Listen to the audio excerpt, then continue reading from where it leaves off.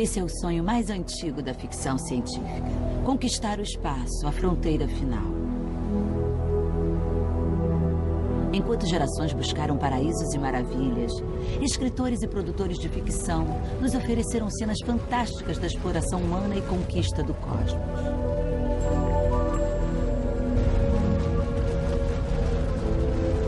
Até aqui, apenas uma pequena elite conheceu em primeira mão as maravilhas do espaço.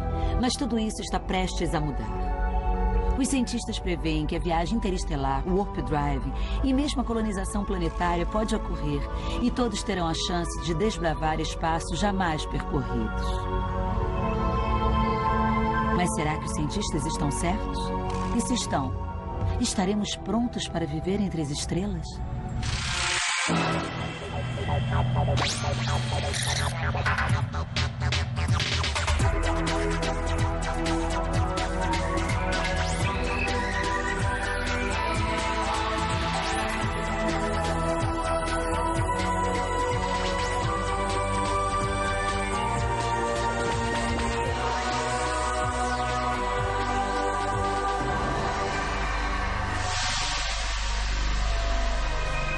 Poderemos alcançar as estrelas? Versão brasileira. Herbert Richards. Isso parece uma fantasia de ficção científica. Uma base lunar totalmente operacional.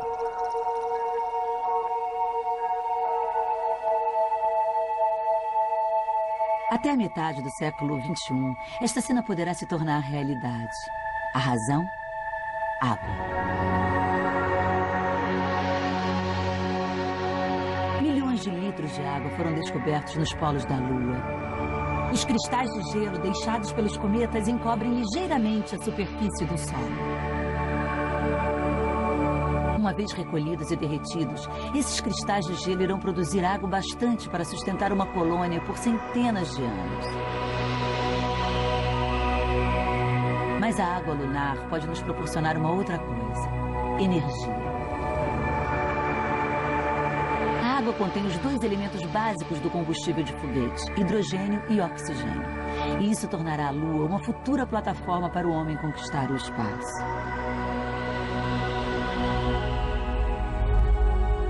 Como plataforma de lançamento para os astros, a Lua tem uma grande vantagem sobre a Terra: gravidade menor. Qualquer estudante secundário sabe que a gravidade é a força que nos atrai para a superfície da Terra. E isso torna a gravidade o maior obstáculo para a exploração espacial.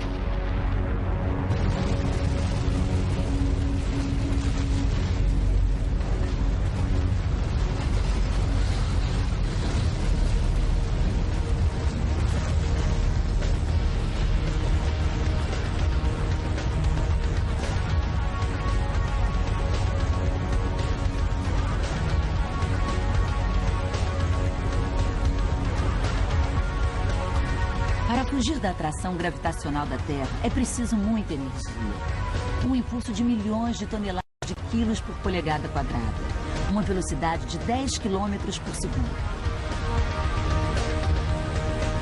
Mas um lançamento com a fraca gravidade da Lua exige muito menos. Apenas 1/6 da energia de um lançamento da Terra. Então, os lançamentos lunares serão mais fáceis e menos dispendiosos.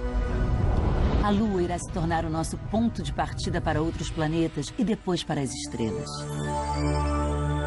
O antigo astronauta da Apollo 11, Buzz Aldrin, acha que a construção de bases lunares será um momento chave no século XXI. Por 2010, eu acredito que estaremos chegando a um ponto em que haverá uma intensa exploração da Lua e o consequente estabelecimento de 20, 30, 40 pessoas por lá. E eu acredito...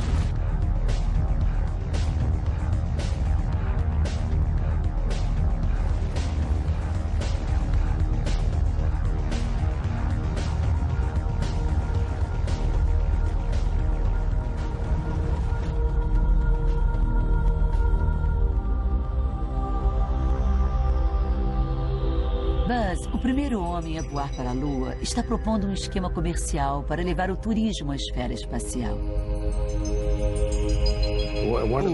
Uma das atuais solicitações na atividade turística é a experiência da sensação sem gravidade. Essa é a razão de penetrar no espaço, conhecer um novo meio ambiente. E nós queremos que os turistas possam ver como é uma estrela, de ver o que é o nascer e o pôr do sol, uns 15 ou 16 por dia, já que nós contornamos o planeta em 90 minutos.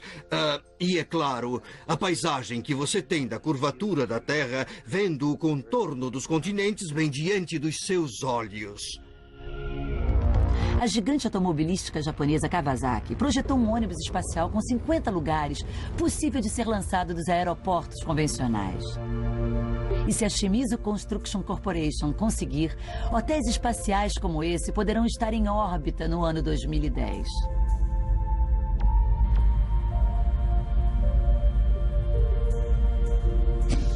Esse gigante em órbita é chamado de Kankumaru. Ainda nem foi construído, mas os clientes já estão fazendo reservas. E por um ticket de apenas $20 mil, poderíamos desfrutar dessa paisagem por todo um fim de semana. Mas ainda assim, o turismo na Terra estaria apenas começando. O trânsito espacial cresce, então a demanda por meios de transporte alternativos também irá crescer. Esse homem acha que nós podemos dispensar tanto os foguetes quanto as estações espaciais. Jeremy Pearson é um cientista da Força Aérea Americana que planeja rasgar o espaço de elevador. Por mais estranho que pareça, é teoricamente possível construir um elevador até o espaço com 35 mil quilômetros de altura através da órbita geoestacionária. Um elevador desses revolucionaria as viagens espaciais, nos permitindo levar milhares de toneladas e milhões de pessoas para a órbita por um custo que representaria centavos, se comparado aos custos atuais. Pearson teve essa ideia há muitos anos quando ouviu o guru Arthur C. Clarke falar sobre torres espaciais. O cabo do elevador ficará ligado a um asteroide em órbita sincronizada 30 mil quilômetros acima da Terra. A força centrífuga da rotação da Terra irá manter o cabo suspenso. Do chão, os passageiros verão um tubo desaparecendo no espaço. Dentro do tubo, o vácuo. Sem a resistência do ar, a cápsula atingirá uma velocidade incrível, impulsionada por ondas magnéticas.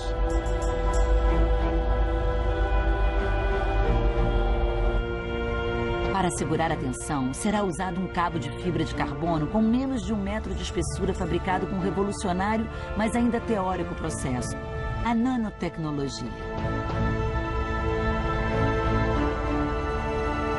O elevador seria apenas um primeiro passo. Nos levaria a um incrível passeio na órbita, mas não nos levaria às estrelas. Para isso, nós precisamos de uma revolução na propulsão das aeronaves. Isso nos leva à força fundamental do universo. A força que mantém o Sol ardendo. A fusão nuclear. A fusão ocorre quando o núcleo dos átomos do hidrogênio se ligam em altíssimas temperaturas. Essa ligação libera uma energia imensa. Energia o bastante para a viagem de 30 trilhões de quilômetros até a estrela mais próxima a nós, a Alfa do Centauro. Engenheiro aerodinâmico Robert Zubrin. Com as reações da fusão, poderemos fabricar foguetes com uma velocidade de exaustão que nos permitirá chegar a 10% da velocidade da luz.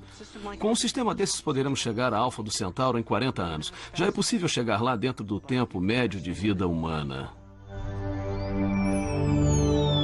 Um foguete a fusão seria milhares de vezes mais poderoso do que a combustível químico. Esse projeto japonês produziria um impulso enorme e seria a missão de uma vida.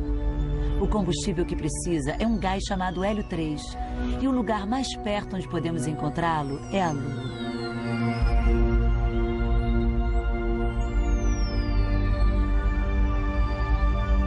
Existe muito gás hélio 3 preso na superfície da Lua para o lançamento de foguetes por séculos. Mais uma vez, a Lua se torna um ponto de abastecimento. Essa é a era das aeronaves movidas à fusão.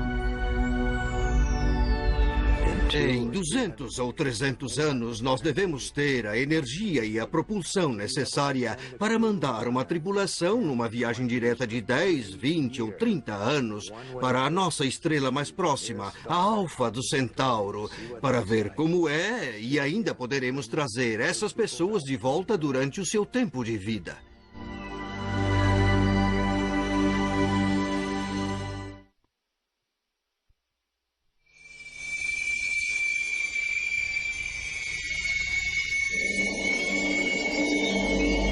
Aeronaves a fusão poderão nos levar à estrela mais próxima e nos trazer de volta dentro do nosso tempo de vida. Mas a viagem pelo espaço é estritamente só de ida. Essas viagens demoram tanto que a tripulação talvez jamais volte a ver a Terra ou seus entes queridos. Fizemos nossas experiências de animais inferiores, ratos e cachorros. Nunca trabalhamos com seres humanos. Tivemos muitas dificuldades. Muitas experiências foram feitas, mas nós descobrimos uma irreparável lesão celular causada pelo congelamento e descongelamento de animais. Então essa ideia continua um sonho.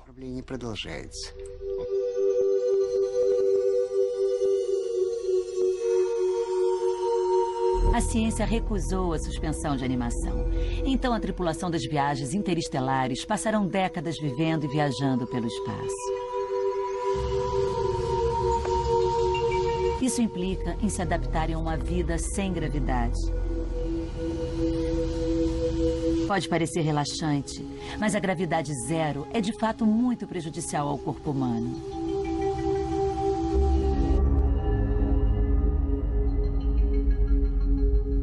O recorde de maior tempo no espaço é de um cosmonauta russo que passou 15 meses a bordo da Estação Espacial Mir. Até fazer sua épica viagem, ninguém sabia se um homem sobreviveria longos períodos no espaço. O nome do cosmonauta é Valery Polyakov. Se nós não fizermos intensos e regulares exercícios físicos, logo, em uma semana ou duas, você pode se transformar num trapo humano. O coração desacelera, as artérias enfraquecem, os músculos atrofiam e há o risco de uma atrofia total. Os sais são lavados da estrutura óssea. As modificações são tão intensas que pode se tornar impossível voltar à Terra. Durante os anos da longa viagem, a tripulação tem que fazer exercícios diários numa cápsula que simula a gravidade. E por quê? Quando o cérebro sente que não há gravidade, ele comunica ao corpo que não há necessidade de ossos fortes. Os ossos enfraquecem e fragmentam. Em consequência, eles começam a morrer. No momento em que uma pessoa entra num ambiente sem gravidade, ocorre uma resposta imediata dos ossos. Eles percebem a ausência de peso, percebem que a pessoa não mais terá que andar nesse planeta e, nesse momento, os ossos começam a perder o cálcio. A perda óssea ocorre na espinha, na bacia, nos quadris, nas pernas e parece não atingir os braços e o peito. Sem a gravidade, a vida doméstica é muito diferente da Terra. Não há banhos de chuveiro, cabelos compridos são muito trabalhosos, mas você não se suja sem gravidade. Astronauta John Blaha. E você pode tomar um banho de esponja 10 vezes melhor do que o daqui da Terra. Simplesmente porque flutuando livremente poderá se limpar com mais facilidade. Talvez possa pegar uma gota d'água e passar ela no rosto assim. E eu digo uma gota mesmo. Acredite ou não, essa é toda a água que você precisa. E você pode lavar toda a sua cabeça, todo o seu rosto, pescoço e tudo mais com uma gota d'água. E se sentir como se estivesse num chuveiro. E dá mesmo a sensação de muita água.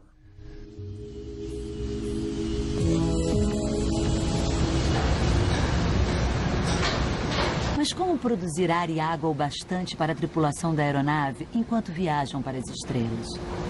O chefe do programa de apoio das condições vitais da NASA é Don Hemminger. O objetivo dos sistemas para a manutenção da vida que estamos desenvolvendo agora para as missões mais longas é o de copiar as funções que a Terra produz em termos de manter a vida humana. Entretanto, num sistema de base espacial móvel, temos que tentar duplicar todas aquelas funções em alguma coisa que se restringe ao tamanho de um ônibus. E esse é o verdadeiro desafio, reproduzir alguma coisa em proporções bem menores. Para viver no espaço, é necessário um sistema que gere o oxigênio, absorva o dióxido de carbono e produza água. As plantas fazem isso. Então, Henniger pretende transformar os astronautas em jardineiros.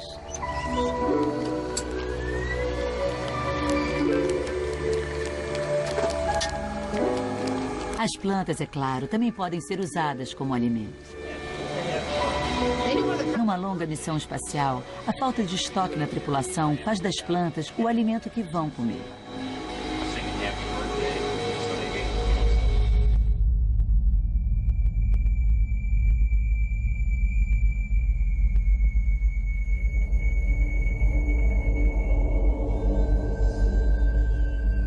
Necessidade física e conforto é uma coisa, mas o grande obstáculo para a viagem interestelar é a natureza humana. Em confinamento, o antagonismo pessoal pode arruinar toda uma missão. Mas que tipo de pessoa optaria por abandonar seus entes queridos e viajar para as estrelas? O homem mais diretamente envolvido na escolha dos cosmonautas russos é o psicólogo Oleg Hilmin.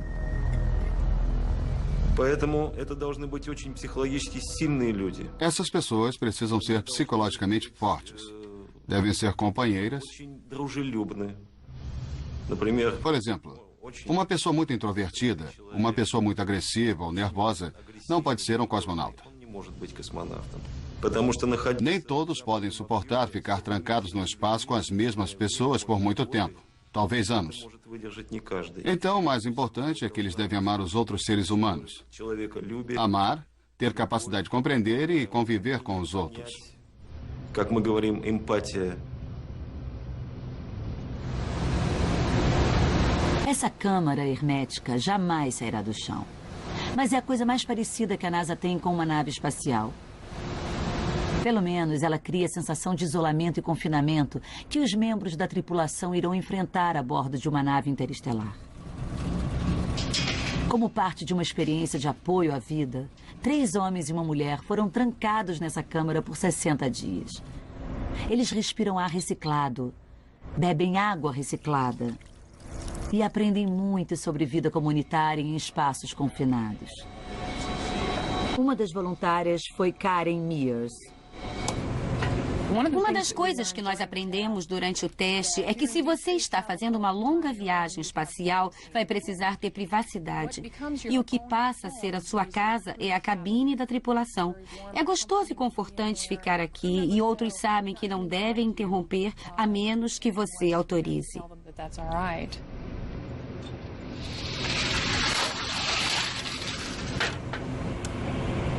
Sinais de vídeo particulares para familiares e amigos foram muito importantes para a tripulação durante esse teste. Mas Karen acha que afetam muito emocionalmente. Oi, Melissa. Aqui é a Karen falando. Oi, Karen. Tudo bem aí em cima? Hoje estamos todos muito bem. Estamos ocupados. Eu só queria fazer contato e dizer oi para os pais. Quanto a mim, eu sentia que meu mundo estava dentro dessa lata. Para mudar a direção, ainda que para uma conversa rápida com parentes e amigos, era muito difícil. Eu tinha que desviar a atenção do teste e de estar lá dentro. E eu começava a pensar de novo no mundo lá fora. E é importante saber se desligar o bastante para não criar expectativas quanto ao dia de sair dali.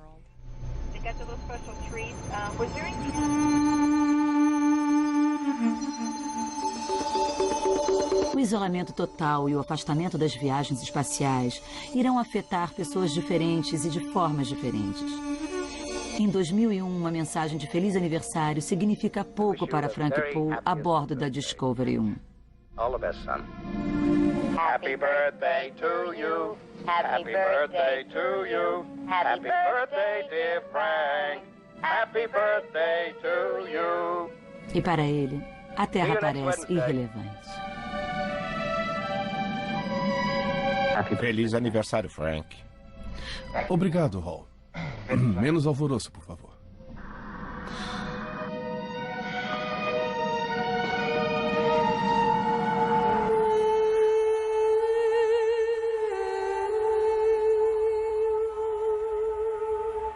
Mas outros podem achar isso difícil de esquecer. Lembranças da Terra podem ser muito dolorosas para alguns.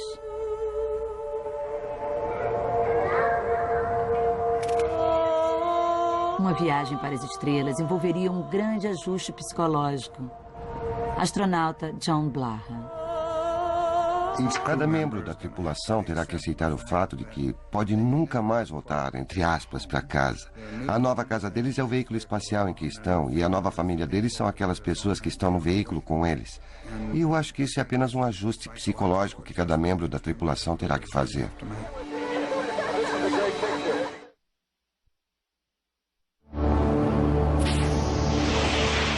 Temos autorização para iniciar.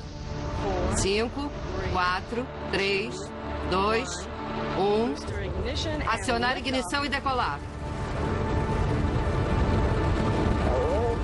Os viajantes interestelares terão que passar a vida toda no espaço. O foguete percorre 30 km por segundo. Mas mesmo a essa velocidade, para chegar à estrela mais próxima, Alfa do Centauro, nós levaríamos 900 anos. As distâncias no espaço estão muito além da nossa compreensão. O físico e autor Charles Sheffield. Imagine que tivéssemos um ótimo sistema de transporte e que pudéssemos chegar à Lua em 1 minuto. E todos no programa espacial babariam com um sistema desses. Então, com esse mesmo sistema, nós levaríamos 190 anos para chegar à Alfa do Centauro. E para esse sistema nos levar ao centro da nossa própria galáxia, ele levaria uns 2 milhões de anos. Então, uma vez estando no espaço, a distância e o tempo aumentam, não apenas um pouco, mas demasiadamente.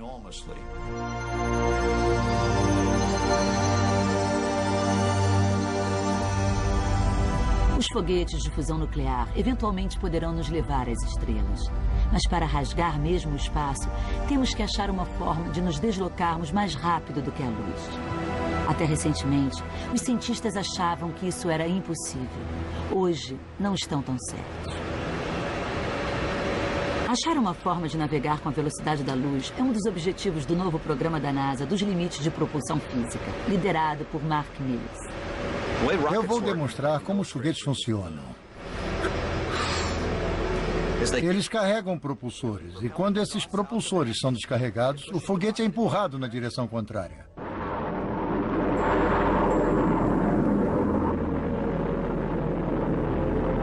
Os foguetes jamais poderiam carregar combustível bastante para chegar às estrelas. Então Mark Mills e sua equipe esperam transformar a ficção científica num fato científico. O objetivo do programa, o verdadeiro sonho, é achar uma forma de lançar uma aeronave sem propulsores, ver se conseguimos ir mais rápido que a luz, se isso for possível. A ficção científica, é claro, já nos deu meios de superar a velocidade da luz.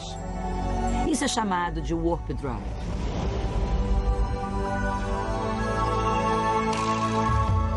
Na realidade, a lei da relatividade de Einstein exclui essa possibilidade porque isso requer uma infinita soma de energia. Mas agora, um físico quântico mexicano que trabalha na Alemanha diz que o Warp Drive pode se tornar realidade. O nome dele é Miguel Alcubierre. Eu estava vendo Jornada nas Estrelas e eu pensei, deve ter uma forma de fazer o Warp Drive funcionar sem contradizer as bases da relatividade. Einstein declarou que nada poderia se deslocar mais rápido do que a luz.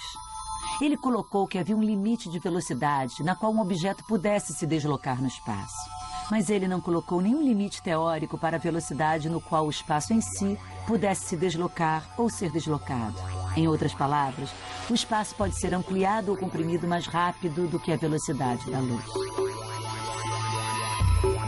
Se a bicicleta de Alcubierre fosse uma aeronave capaz de gerar um grande campo gravitacional, ele poderia alterar ou distorcer o espaço à sua volta. Me ocorreu a ideia de que você pode ampliar o espaço que ficou para trás e comprimir o espaço que tem à frente no sentido contrário. E isso iria afastar você dos objetos que ficaram para trás e aproximar dos objetos à frente em qualquer velocidade arbitrária. Dentro de um campo de proteção gravitacional gerado pela aeronave, Alcubierre viajaria mais lento do que a velocidade da luz. Mas o Warp Drive impulsionaria a bolha mais rápido do que a luz, tremeluzindo e distorcendo o espaço à sua volta. Provocando uma distorção no espaço, nós podemos nos deslocar mais rápido do que a luz, sem quebrar as leis da relatividade de Einstein.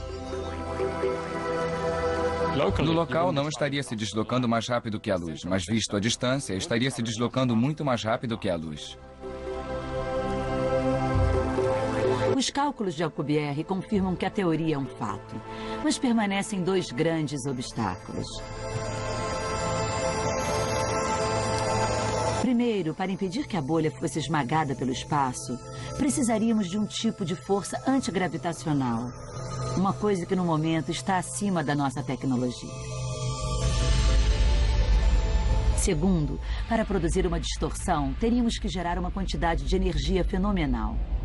Uma explosão de energia maior do que o Sol poderia produzir em toda a sua existência. Não causa espanto que os cientistas rejeitem o Warp Drive como uma séria possibilidade. Mas esse homem pode mudar tudo isso. Dr. Hal Puthoff é um especialista mundial nos revolucionários aspectos da física que poderiam transformar o Warp Drive em realidade. Ele acredita que um dia teremos tecnologia para dominar a vasta fonte de energia que existe na própria essência do universo. Puthoff chama essa energia de energia fundamental. A energia fundamental é uma forma de energia presente nos espaços vazios, tanto nessa sala quanto nas profundezas do espaço. No espaço desse copo, há energia fundamental bastante para evaporar toda a água dos oceanos. Um dia, nós seremos capazes de dominar essa energia e viajar mais rápido do que a luz. Diferente de qualquer fonte de energia, a energia fundamental está em toda parte. Mesmo nos pontos mais longínquos do espaço, onde as temperaturas caem para um zero absoluto, 273 graus centígrados abaixo do ponto de congelamento da água. Tão frio que todas as outras formas de energia estão adormecidas. Essa é a ciência do ilimitado, que poderá nos levar à maior de todas as revoluções energéticas.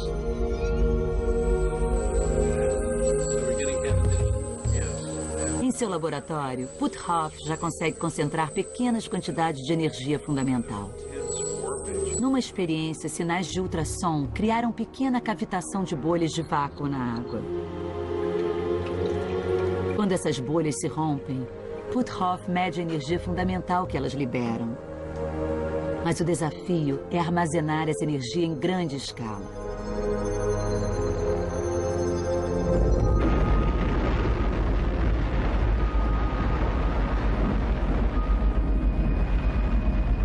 No momento, a energia mais potente que nós temos é a energia nuclear. Na fissão nuclear, o núcleo de um átomo se rompe, liberando energia.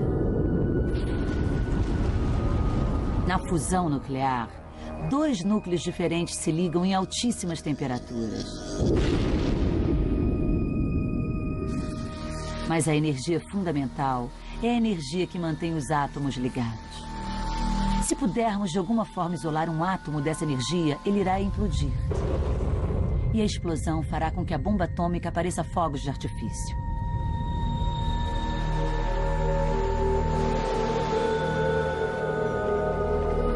A energia fundamental é uma radiação eletromagnética que está ecoando em cada centímetro cúbico do universo desde o alvorecer do cosmos, incidindo sobre cada átomo, planeta, estrela e em todas as direções possíveis. Ela mantém os elétrons em órbita em volta dos núcleos, mantém os planetas em órbita em torno dos sóis. Em outras palavras, é a força que preserva a estrutura do universo, um infinito e invisível mar de energia que mantém tudo em seu lugar.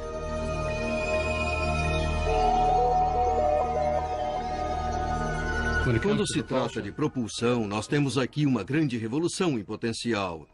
Diferente dos foguetes químicos ou dos nucleares, Se tivéssemos uma aeronave movida a energia fundamental, não teríamos que carregar combustível, seria um sistema de propulsão sem combustível, porque a energia fundamental está em toda parte. Então estaríamos dominando a essência do universo, o gerador que o abastece, e isso está disponível em qualquer lugar.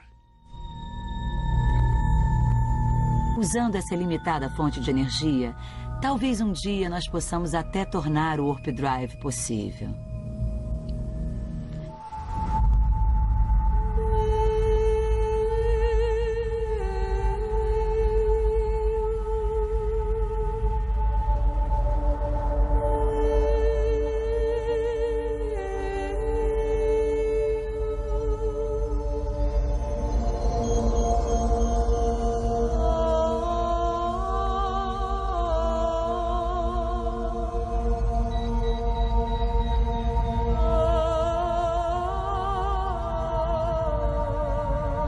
Entendido.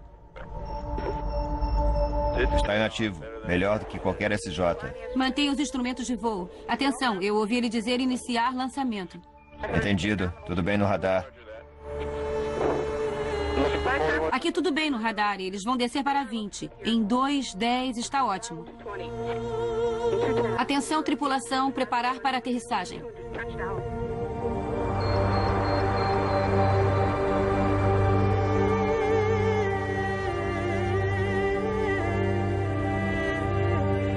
A primeira tripulação a entrar na órbita de um planeta de uma estrela distante, com certeza enfrentará um meio ambiente como esse.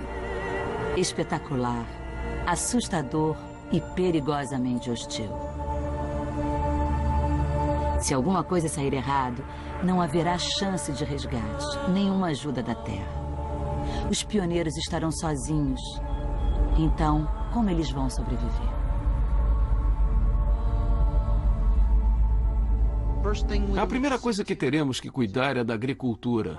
Talvez uma agricultura fechada em estufas, porque nós vamos levar nossas plantas terrestres e elas talvez não se adaptem, pelo menos não num ambiente aberto. Então teremos que desenvolver uma agricultura em estufas. Mas eu acho que serão altamente automatizadas, porque investir energia numa colônia, estar em Marte ou até mesmo um destino interestelar mais distante, pode ser o prêmio máximo. Até agora não conhecemos nenhum planeta que possa sustentar a vida terrena. Então, teremos que viver em habitats que serão reproduções artificiais do nosso meio ambiente. Talvez o oxigênio seja suprido pelas plantas que você levar, mas ainda assim terá que criar sistemas para a sua sobrevivência. Quando você sai para trabalhar na superfície, veste o seu uniforme, mas o uniforme é um habitat que foi reduzido ao menor tamanho possível para que possa estar sempre perto de você.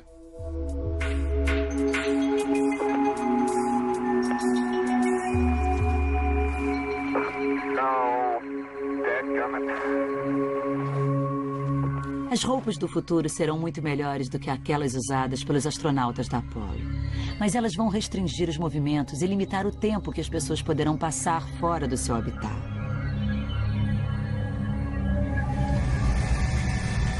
Mas talvez no futuro, os colonizadores do espaço irão desenvolver tecnologias que os libertem dessas roupas.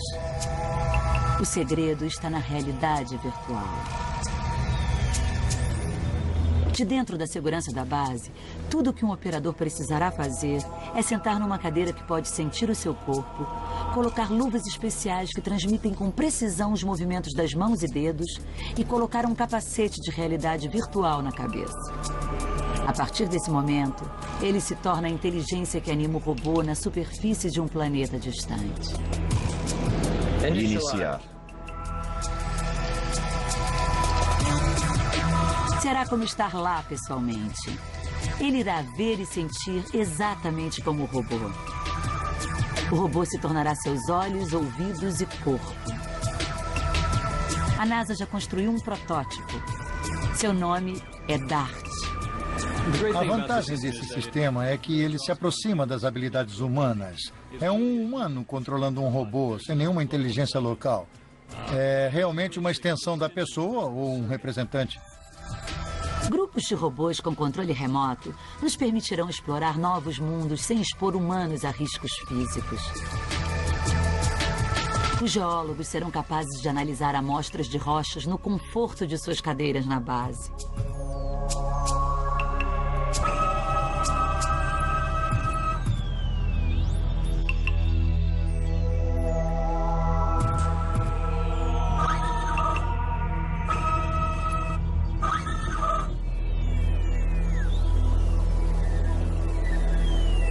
Com o tempo, os pioneiros construirão uma base permanente. Vão explorar os minerais locais para produzir alumínio e plástico.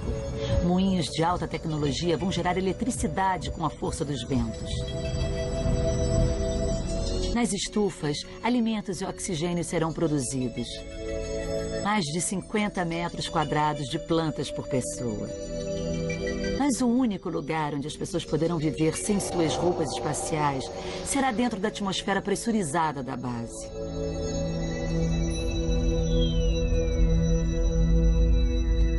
Esse é o eterno sonho da ficção científica. Encontrar mundos habitáveis e prósperos no espaço. Eles devem existir, mas os astrofísicos acreditam que a maioria dos planetas seja assim. Estéril e congelado. Mas assumindo o controle climático do planeta, os cientistas poderão criar condições em que a vida desabroche. Eles chamam isso de formação de terra. E o primeiro alvo, Marte. A formação de Terra em Marte não vai nos dar apenas um planeta. Isso vai nos dar vários, porque vamos estar aprendendo a técnica da engenharia planetária. E colonizadores humanos irão chegar nesses planetas com basicamente todo o equipamento e técnica para a formação de terra. Então, terão condições de ter uma ampla visão dos planetas e transformá-los em habitáveis.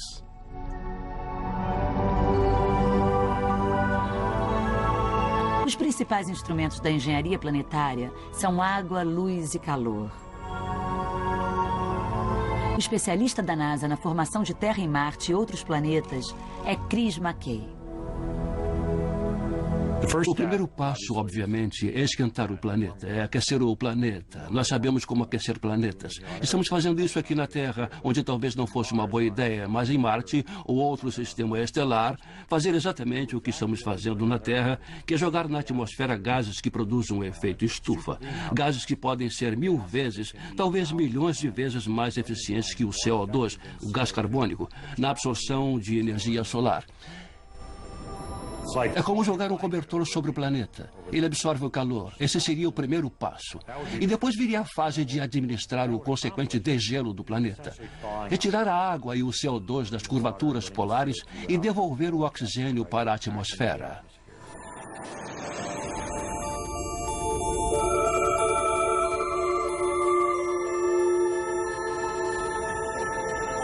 Poderia levar apenas 100 anos para que o planeta ficasse aquecido como a Terra. À medida que o gelo derretesse, as gargantas se encheriam de água e a paisagem começaria a se transformar. O oxigênio gerado das plantas importadas da Terra começaria a criar uma atmosfera respirável.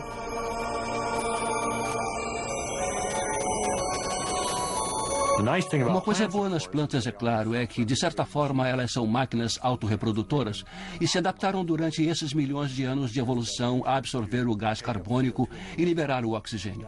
Esse é o objetivo da vida delas e se especializaram durante o processo evolutivo a fazerem isso. Uma vez iniciada, a formação de terra levaria milhares de anos para obter uma biosfera totalmente formada. Mas mesmo assim, criar uma duplicata da Terra pode ser mais rápido do que a busca por mundos habitáveis em algum lugar do espaço.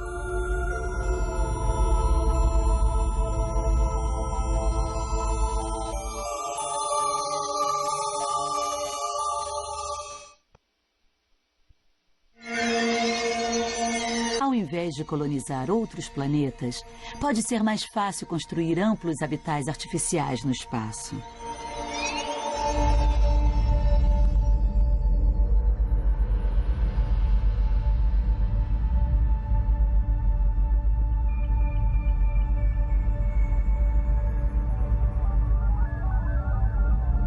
Apenas imagine o seu bairro enrolado num cilindro e lançado na órbita do espaço. Essa é a visão de um cientista da NASA e da autoridade máxima em colônias espaciais, Al Globus.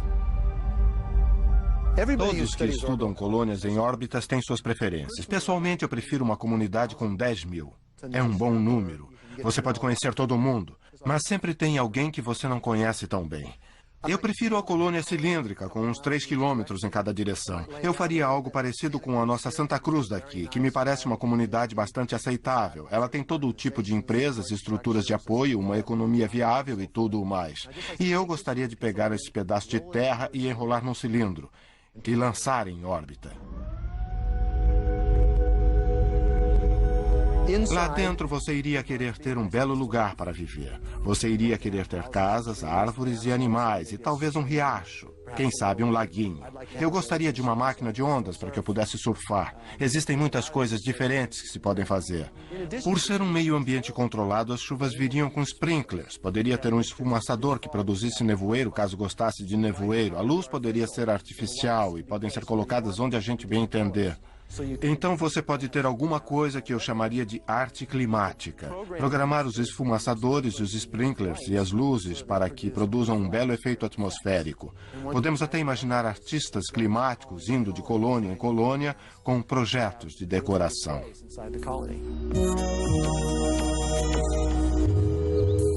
Na visão de Al Globus, os colonizadores do espaço irão recriar condições parecidas com a da Terra em estruturas artificiais.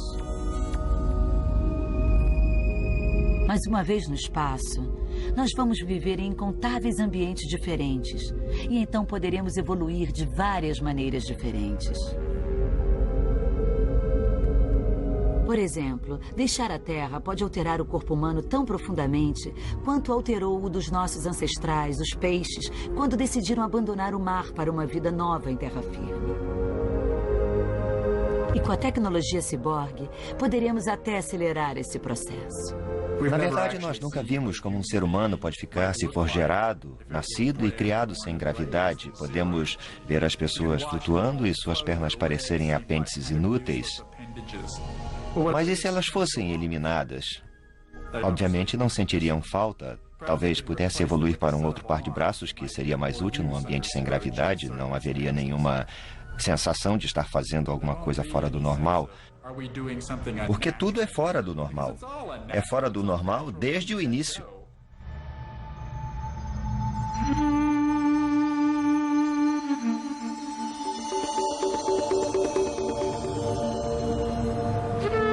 Isolados uns dos outros em galáxias distantes, os futuros habitantes de planetas ou habitats espaciais poderão ter pouco em comum com seus ancestrais da Terra.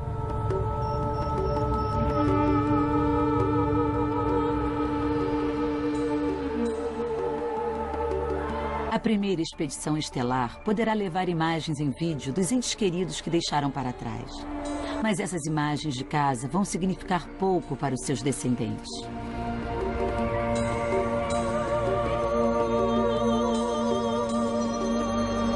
Depois de 1 milênio entre as estrelas, os seres espaciais podem não saber mais nada sobre a Terra.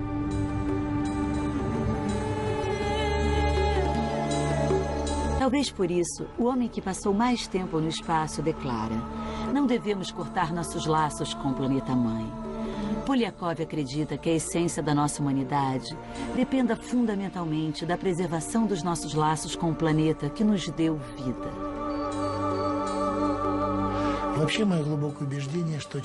Não importa o quanto o homem se distancie da Terra. Mesmo que ele parta e viva em outros planetas por longos períodos de tempo, ele deve retornar para o túmulo dos seus ancestrais, para suas origens. A Terra o deixou partir e ele deve voltar.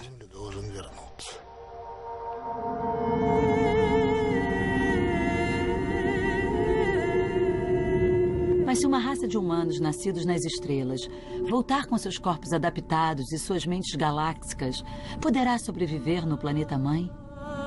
Será que essa raça se reajustaria de fato ou teria se tornado extraterrestre?